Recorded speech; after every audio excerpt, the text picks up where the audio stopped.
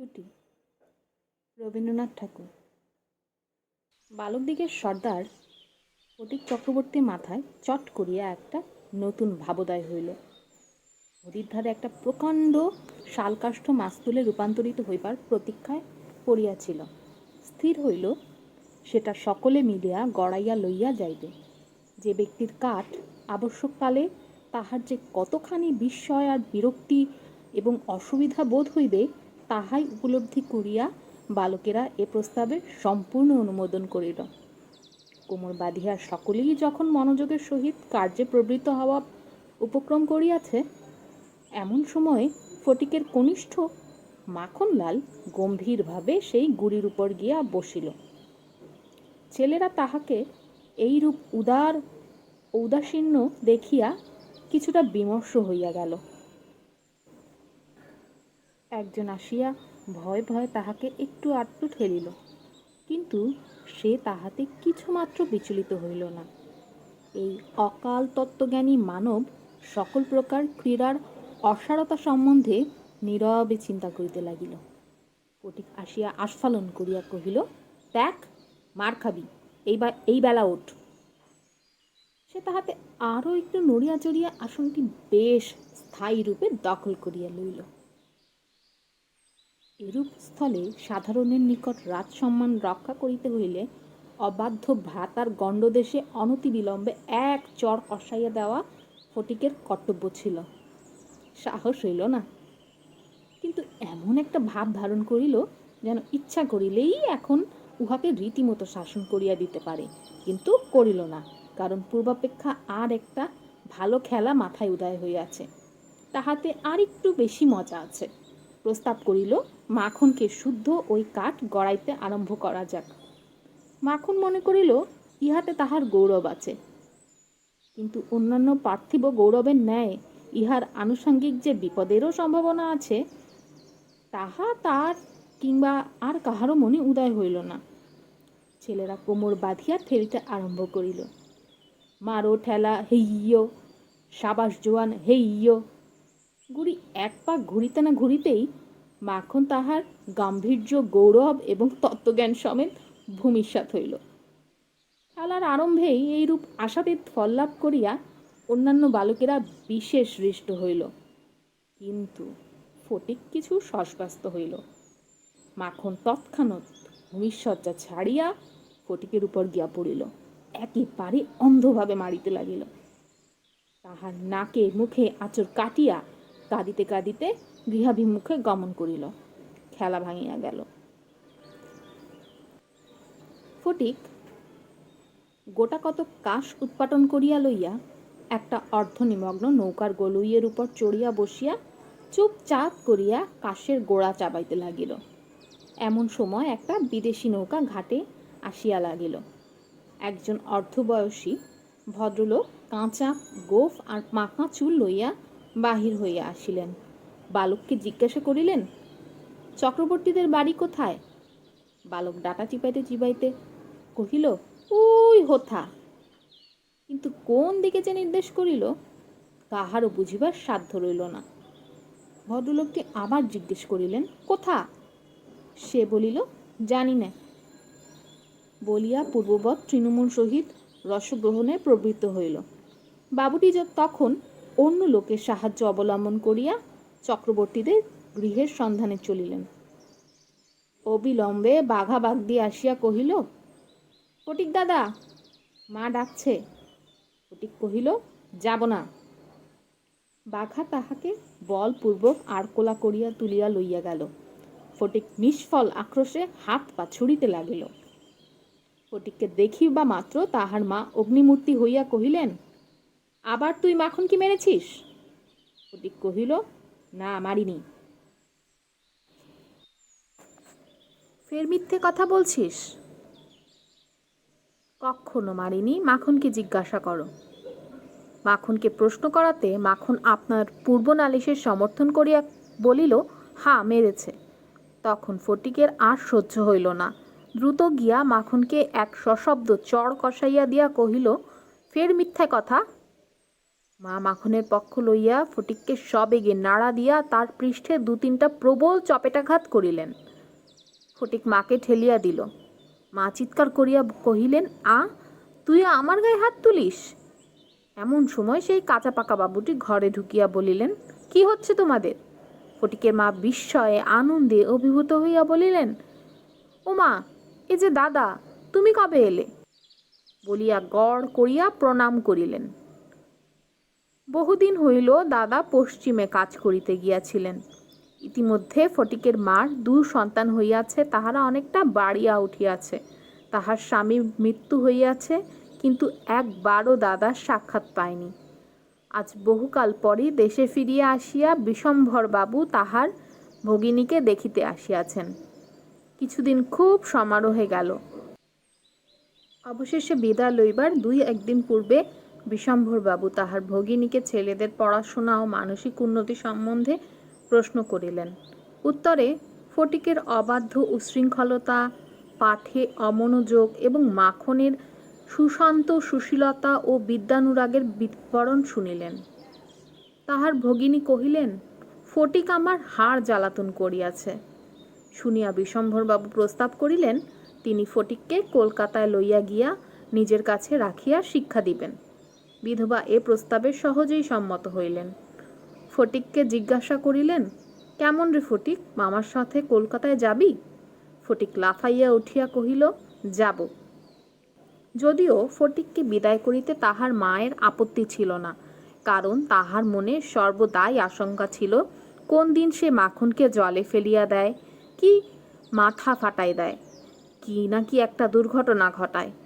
তথাপি ফটিকের বিদায় গ্রহণের জন্য এত দৃশ আগ্রহ দেখিয়া তিনি ঈষৎ ক্ষুণ্ণ হইলেন। কবে যাবে, কখন যাবে করিয়া ফটিক তাহার মামাকে অস্থির করিয়া তুলিল। উৎসাহে তাহার রাত্রে নিদ্রা হয় না। অবশেষে যাত্রাকালে আনন্দের ঔদার্যবশত তাহার ছিপ, ঘুড়ি, লাটাই সমস্ত মাখনকে পুত্রপৌত্রাদি ক্রমে ভোগ দখল করিবার পুরা অধিকার দিয়া গেল। কলিকাতায় মামার বাড়ি পৌঁছিয়া প্রথমত মামির সঙ্গে আলাপ হইল। মামি এই অনাবশ্যক পরিবার বৃদ্ধিতে মনে মনে যে বিশেষ সন্তুষ্ট হইয়াছিলেন তাহা বলিতে পারি না। তাহার নিজের 3টি ছেলে লইয়া তিনি নিজের নিয়মে ঘরকন্যা পাতিয়া বসিয়া আছেন। ইহার মধ্যে সহসা একটি 13 বছরের অপরিচিত অশিক্ষিত পাড়াগের ছেলে ছাড়িয়া দিলে কিরূপ একটা বিপ্লবের সম্ভাবনা উপস্থিত হয়। বিশম্ভরের এত বয়স হইল, তবু যদি কিছুমাত্র জ্ঞানকাণ্ড আছে। বিশেষত 13-14 বছরের ছেলের মতো পৃথিবীতে এমন বালাই আর নাই। শোভাও নাই, কোনো কাজেও লাগে না, স্নেহেরও উদ্রেক করে না, তাহার সংঘসুখও বিশেষ প্রার্থনীয় নহে।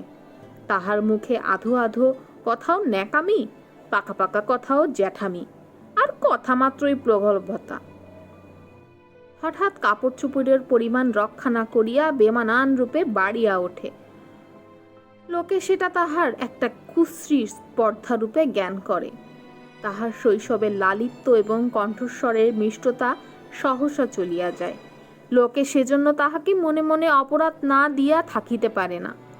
শৈশব আর যৌবনের অনেক দোষ মাফ করা যায়, কিন্তু এই সময় কোনো স্বাভাবিক অনিবার্য ত্রুটিও যেন অসহ্য বোধ হয়।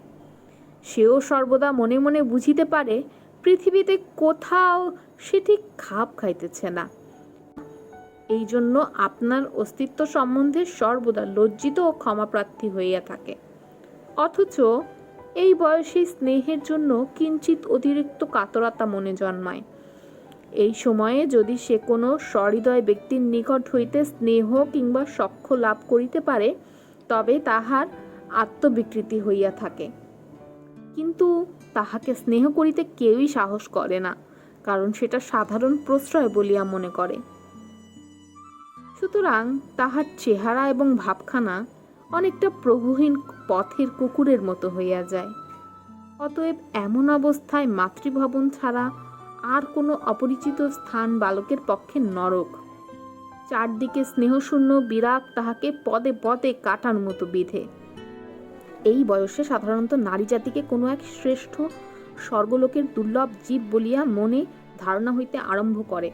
অতএব তাহাদের নিকট হইতে উপেক্ষা অত্যন্ত দুঃসহ বোধ হয়। মামির স্নেহহীন চক্ষে সে যে একটা দুর্গ্রহের মতো প্রতিভাত হইতেছে, এটা ফটিকের সবচেয়ে বাজিত।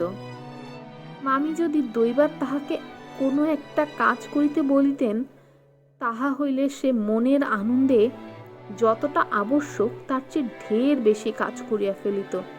অবশেষে মামি তাহার উৎসাহ দমন করিয়া বলিতেন, ঢের হয়েছে, ঢের হয়েছে, ওতে আর তোমার হাত দিতে হবে না।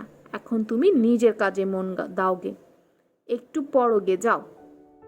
তখন তাহার মানসিক উন্নতির প্রতি মামির এতটা যত্ন বাহুল্য তাহার অত্যন্ত নিষ্ঠুর অবিচার বলিয়া মনে হইত। ঘরের মধ্যে এইরূপ অনাদর ইহার পর আর হাফ ছাড়িবার জায়গা ছিল না। দেয়ালের মধ্যে আটকা পড়িয়া কেবলই তাহার সেই গ্রামের কথা মনে পড়িত। প্রকাণ্ড একটা ঢাউস ঘুড়ি লইয়া বো বো শব্দে উড়াইয়া বেড়াইবার সেই মাঠ, তাইরে নাইরে না রে করিয়া উচ্চ কণ্ঠে স্বরচিত রাগিনী আলাপ করিয়া অকর্মণ্যভাবে ঘুরিয়া বেড়াইবার সেই নদী তীর, দিনের মধ্যে যখন তখন ঝাঁপ দিয়া পড়িয়া সাঁতার কাটিবার সেই সংকীর্ণ স্রোতস্বিনী, সেই সব দল বল উপদ্রব স্বাধীনতা এবং সর্বোপরি সেই অত্যাচারিণী অবিচারিণী মা অহর্নিশি তাহার নিরুপায় চিত্তকে আকর্ষণ করিত। জন্তুর মতো এক প্রকার অবুঝ ভালোবাসা, কেবল একটা কাছে যাইবার অন্ধ ইচ্ছা, কেবল একটা না দেখিয়া অব্যক্ত ব্যাকুলতা, গোধূলি সময়ের মাতৃহীন বৎসের মতো কেবল একটা মা মা আন্তরিক ক্রন্দন, সেই লজ্জিত শঙ্কিত শীর্ণ দীর্ঘ অসুন্দর বালকের অন্তরে কেবলই আলোড়িত হইত। স্কুলে এত বড় নির্বোধ এবং অমনোযোগী বালক আর ছিল না। একটা কথা জিজ্ঞাসা করিলে সে হা করিয়া চাহিয়া থাকিত, কিন্তু মাস্টার যখন মার আরম্ভ করিত তখন ভার ক্লান্ত গর্ধপের মতো নীরবে সহ্য করিত। ছেলেদের যখন খেলিবার ছুটি হইত তখন সে জানালার কাছে দাঁড়াইয়া দূরের বাড়িগুলোর ছাদ নিরীক্ষণ করিত। যখন সেই দ্বিপ্রহর রৌদ্রে কোনো একটা ছাদে দু একটা ছেলেমেয়ে কিছু একটা খেলার ছলে ক্ষণিকের জন্য দেখা দিয়া যাইত, তখন তাহার চিত্ত অধীর হইয়া উঠিত। একদিন অনেক প্রতিজ্ঞা করিয়া অনেক সাহসে মামাকে জিজ্ঞাসা করিয়াছিল, মামা, মার কাছে কবে যাব? মামা বলিয়াছিলেন, স্কুলের ছুটি হোক, কার্তিক মাসে পূজার ছুটি, সে এখনো ঢের দেরি। একদিন ফটিক তাহার স্কুলের বই হারাইয়া ফেলিল। একে তো সহজেই পড়া তৈরি হয় না, তাহার পর বই হারাইয়া একেবারে নাচার হইয়া পড়িল। মাস্টার প্রতিদিন তাহাকে অত্যন্ত মারধর অপমান করিতে আরম্ভ করিলেন। স্কুলে তাহার এমন অবস্থা হইল যে তাহার মামাতো ভাইরা তাহার সহিত সম্বন্ধ স্বীকার করিতে লজ্জাবোধ করিত। ইহার কোনো অপমান তাহারা অন্য বালকের চেয়েও যেন বলপূর্বক বেশি করিয়া আমোদ প্রকাশ করিত। অসহ্য বোধ হওয়াতে একদিন ফটিক তার মামির কাছে নিতান্ত অপরাধীর মতো গিয়া কহিল, বই হারাইয়া ফেলিয়াছি। মামি অধরের দুই প্রান্তে বিরক্তির রেখা অঙ্কিতা করিয়া বলিলেন, বেশ করেছ, আমি তোমাকে মাসের মধ্যে 5 বার করে বই কিনে দিতে পারিনে। ফটিক আর কিছু না বলিয়া চলিয়া আসিল। সে যে পরের পয়সা নষ্ট করিতেছে এই মনে করিয়া তাহার মায়ের উপর অত্যন্ত অভিমান উপস্থিত হইল। নিজের হীনতা এবং দৈন্য তাহাকে মাটির সহিত মিশাইয়া ফেলিল। স্কুল হইতে ফিরিয়া সেই রাত্রে তাহার মাথা ব্যথা করিতে লাগিল এবং গা শিরশির করিয়া আসিল। বুঝিতে পারিল তার জ্বর আসিতেছে। বুঝিতে পারিল ব্যায়াম বাঁধাইলে তাহার মামির প্রতি অত্যন্ত অনর্থক উপদ্রব করা হইবে। মামি এই ব্যায়ামটাকে যে কিরূপ একটা অকারণ অনাবশ্যক জ্বালাতন রূপে দেখিবে তাহা সে স্পষ্ট উপলব্ধি করিতে পারিল।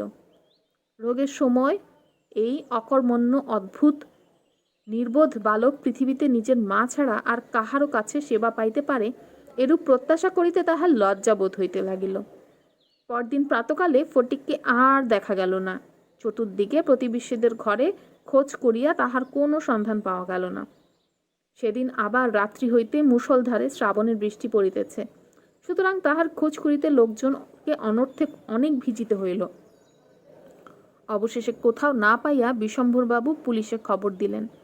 সমস্ত দিনের পর সন্ধ্যার সময় একটা গাড়ি আসিয়া বিশম্ভরবাবুর বাড়ির সম্মুখে দাঁড়াইল। তখনও ঝুপঝুপ করিয়া অবিশ্রাম বৃষ্টি পড়িতেছে। রাস্তায় এক হাঁটু জল দাঁড়াইয়া গিয়াছে। দুইজন পুলিশের লোক গাড়ি হইতে ফটিককে ধরাধরি করিয়া নামাইয়া বিশম্ভরবাবুর নিকট উপস্থিত করিল।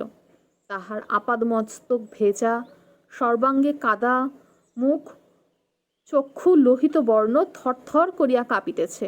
বিশম্ভরবাবু প্রায় কোলে করিয়া তাহাকে অন্তঃপুরে লইয়া গেলেন। মামি তাহাকে দেখিয়াই বলিয়া উঠিলেন, কেন বাপু, পরের ছেলেকে নিয়ে কেন এ কর্মভোগ? দাও কেউ বাড়ি পাঠিয়ে।